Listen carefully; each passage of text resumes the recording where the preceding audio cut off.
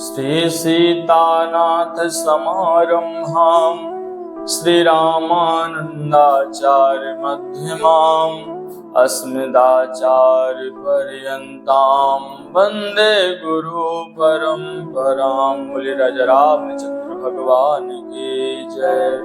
श्री सद्गुरुदेव भगवान की जय। श्री जी ने सुखदेव जी से कहा कि आप हमको भगवान के अवतारों की कथा श्रवण करवाइए।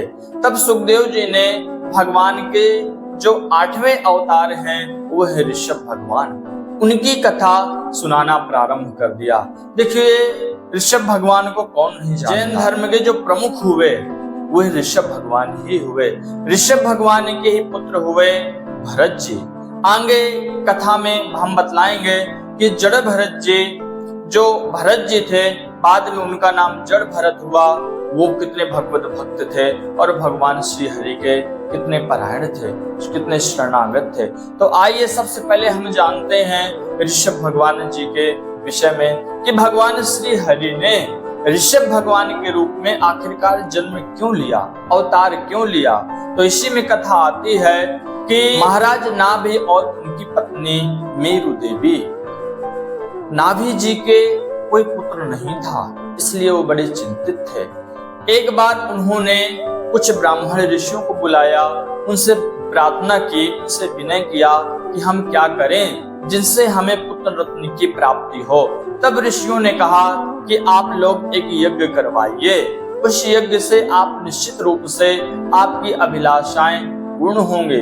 तब सारी व्यवस्था की गई और उन ब्राह्मण ऋषियों ने नाभि जी के यहाँ एक सुंदर यज्ञ का आयोजन करके एक सुंदर यज्ञ किया, जिससे साक्षात भगवान श्री हरि ने उन सबको दर्शन दिया और कहा कि आप लोग वर मांगिए। तब उन ब्राह्मण ऋषियों ने कहा कि प्रभु, हमारे जो यजमान नाभि जी हैं वह आपके समान पुत्र चाहते हैं। तो भगवान श्री हरि ने कहा कि मेरे समान तो सिर्फ मैं ही हूँ। यही वरदान देखिए मनु और शत्रुपा जी ने भी मांगा था। जब भगवान ने कहा कि आप लोग वर मांगो, मैं आपकी तपस्या से प्रसन्न हूँ, तब उन्होंने भी कहा था कि हमको आपके समान पुत्र चाहिए।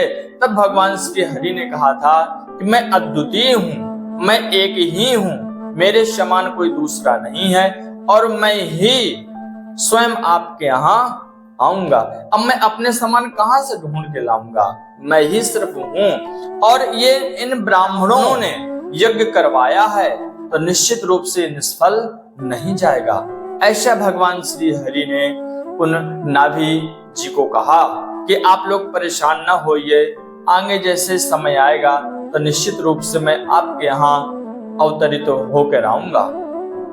और भगवान श्री हरि ने कहा कि ब्राह्मण कुल तो मेरे मुख से उत्पन्न हुआ है, भला मैं इनकी बात कैसे टाल सकता हूँ। तब आगे चल करके भगवान श्री हरि ही नाभि जी के यहाँ पुत्र बनकर आते हैं और इतने तेजस्वी, संपूर्ण गुणों की खान, और उनके चरणों में जैसे भगवान विष्णु जी के चरण चिन्ह हैं, चक्र, गदा, कमल, ये जो अनेकानेक भगवान श्री हरि के चरण चिन्ह हैं, वही संपूर्ण चिन्ह उन ऋषभ भगवान जी के भी चरणों में थे।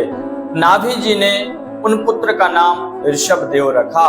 ऋषभ देव का तात्पर्य होता है श्रेष्ठ, सारे गुणों में श्रेष्ठ, सारे ऐश्वर्य में श्रेष्ठ, बलशालियों में सबसे श्रेष्ठ, उनके समान कोई दूसरा नहीं। ऐसे ऋषभ भगवान जो उनके पुत्र रूप में आए तो वो अति श्रेष्ठ हुए होता है। और ऋषभ देव जी को ही पूरा राजपाट सौंप करके वो जंगल की ओर प्रस्थान कर जाते हैं भगवान की तपस्या के लिए। इधर ऋषभ जी खूब प्रजा का पालन करने लगते हैं, प्रजा को संतान की भांति देखभाल करने लगते हैं। एक बार घटना घटती है कि इंद्र उनके राज्य में वर्षा नहीं करते, तब भगवान योगेश्वर स्वयं अपनी माया से वहां पर वर्षा करवाते हैं और सारी प्रजा को प्रसन्न करते हैं। इसके बाद में आगे जो इंद्र की पुत्री हैं, देवराज इंद्र की जो पुत्री हैं जयंती उनके साथ में भगवान ऋषभ देव जी का विवाह संपन्न होता है और उनके 100 पुत्र प्राप्त होते हैं। उनके 100 पुत्र होते हैं। उनमें से जो बड़े पुत्र हैं उनका नाम है भरत जी। भरत जी का ही आगे चलकर नाम जड़ भरत हुआ और एक मृग के मुंह फांस में फंस करके उनको 3 जन्म लेने पड़े, लेकिन अंततः उन्होंने भगवान के दर्शन किए और भगवान के चरणों में उनकी सदगति हुई। इस प्रकार से ऋषभ देव जी जब वो राजपाट संभाल रहे थे तो उनको भी वैराग्य उत्पन्न हुआ। तब सारे पुत्रों को बुला करके धर्म का उपदेश दिया कि पुत्रों को भी धर्म को मत छोड़ना, धर्म के अनुसार ही प्रजा का पालन करना, धर्म के अनुसार ही अपना जीवन यापन करना और ज्यादा से ज्यादा समय भगवत स्मरण में अपना व्यतीत करना। बाकी पुत्रों का तो ठीक, लेकिन जो उनके बड़े पुत्र थे जड़ भरत जी, ये बात उनके मस्तिष्क में बैठ गई और ऋषभ देव जी भी बड़े पुत्र को ही राजपाट दे करके वन की ओर गमन कर लिए और परमहंसों की तरह अपना जीवन व्यतीत करने लगे। जड़ भरत जी राजपाट संभालते हुए उनको भी आगे चलकर वैराग्य उत्पन्न होता है और जड़ भरत जी राजपाट संभालने लगते हैं। तो इस प्रकार भगवान के 8वें अवतार की कथा श्री सुखदेव जी परीक्षित जी को श्रवण कराते हैं।